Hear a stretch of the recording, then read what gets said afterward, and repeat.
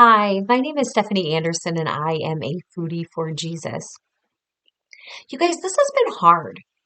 This has been hard for me, this getting out of my food ditch, getting out of this place where I still have this like obsession or this both wanting to control, but yet at the same time I'm being controlled by the food. And there's been this desire that I've just like, Lord, just make it easy.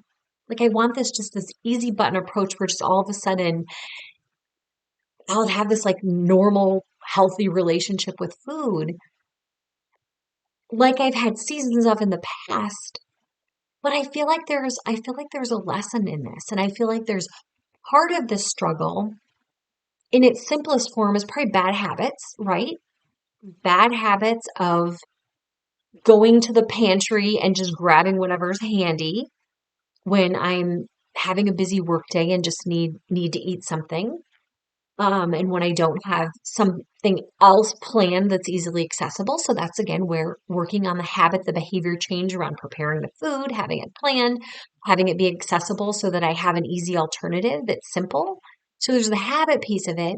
There's the mindset piece of it, which is also just changing those thought patterns that literally get wired into our brain, which we can do a whole other series of, of videos on that.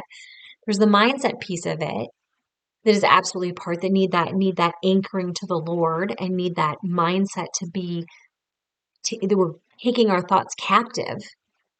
But then there's at the deepest level, it's that idolatry. It's that position of the heart, and it's that using food to fulfill things that Christ should.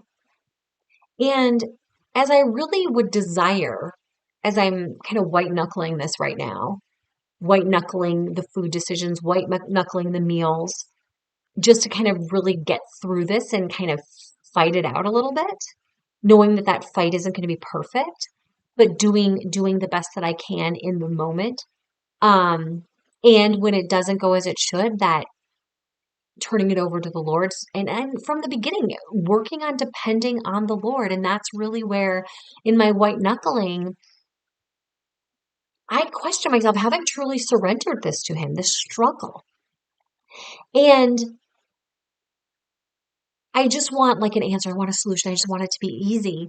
But I'm reminded of this lesson that's in kind of a sort of a little tale of this man who there was a big storm coming, lived on the coast, a big storm, hurricane or something coming, and he prayed about it. Lord, please keep me safe and rescue me if I need it. Please protect me. And sure enough, these warnings came, the sirens blew, the news broadcast encouraging people, please get out of the area. That we're going to be hit by a storm. It's going to be life threatening, all of that. And in his mind, he's like, no, no, no, the Lord's going to, I'm protected. He's going to rescue me. Things, the storm comes, he's on his roof, and a boat, or maybe he's on his porch. Anyways, it's flooding.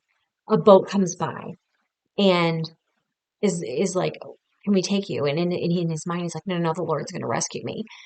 And then it gets worse and he's on the roof and then it's a helicopter, right? And again, he's like, no, the, in his mind, it's like, he's like, no, no, no, I'm fine. He's like, the Lord's going to rescue me. And right, he ends up dying because he didn't take anybody. There were people that were coming to rescue him and he didn't take him up on it. And really good, the punchline, the moral of the story here is that, God, when he got to heaven, right, he asked God, well, why didn't you rescue me? And he's like, I sent, there was the warning calls that were the announcements that were made, the news. I sent the boat to pick you up. I sent the helicopter. And sometimes that's what this feels like with food, is that I just want this easy, like I have an idea in my head of what I think being rescued from this looks like. Yet there are different tools, there are different things that are available to leverage in this process that it's like the Lord has like there are other things the Lord has provided ways out. And it may not be the way out that I want, where I want it to be like I just don't want to even have to I don't want to have to need a way out. I just want it to be okay. And so I've really been reflecting on this. And in that, I'm also reminded of a passage in First Corinthians chapter 10 verse 13 about the Lord always, we're tempted. That's part of being human. We're tempted, but he always provides us a way out. So, you sometimes hear people say, well, God can't give us, God doesn't give us more than we can handle or things like that. I always refer to this verse because he gives us a lot more than we can handle, and we couldn't handle it without him. But he gives us the strength and he gives us the way out when we're tempted. So, let me read that passage to you. 1 Corinthians 10:13. No temptation has overtaken you that is not common to man. God is faithful and he will not let you be tempted beyond your ability. But with the temptation, he will also provide you the way of escape that you may be able to endure it. And so in this journey, as I'm facing these challenges and as I'm hoping and praying that things just be easier, maybe what's going to get easier is that finding the way out and establishing those habits when I am faced with it to find my way out. And that's what I really want to be focusing on. And again, that focus on the Lord and the things that he's provided, and that I be able to recognize them, especially when they don't look exactly how I think they should or even want them to look like. So thank you so much for tuning in today. I look forward to next time.